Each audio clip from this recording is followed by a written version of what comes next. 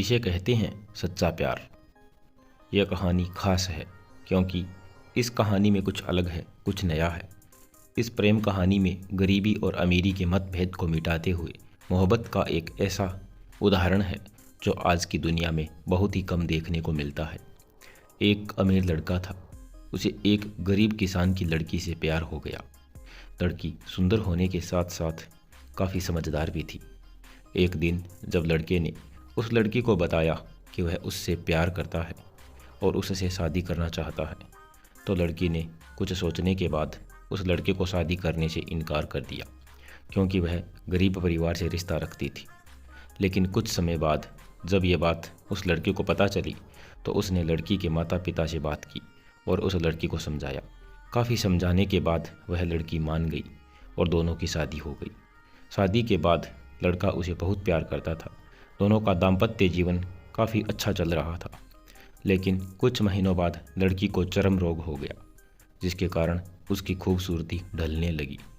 अब लड़की को यह डर भी सताने लगा कि उसकी खूबसूरती ढलने के कारण कहीं उसका पति उसे छोड़ न दे। लड़की उस चर्म रोग को ठीक करने का हर संभव प्रयास कर रही थी। समय बीत रहा था और लड़की की खूबसूरती धीरे धीरे ढल रही थी। एक दिन वह लड़का एक काम से दूसरे शहर गया।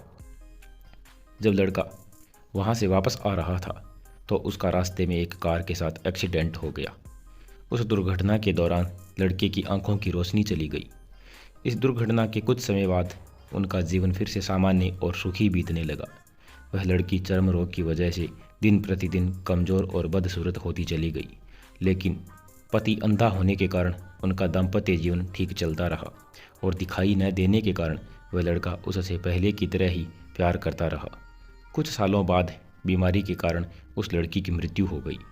पत्नी की मृत्यु होने के बाद वह लड़का अंदर से दुखी हो गया और वह शहर छोड़कर जाने ही वाला था।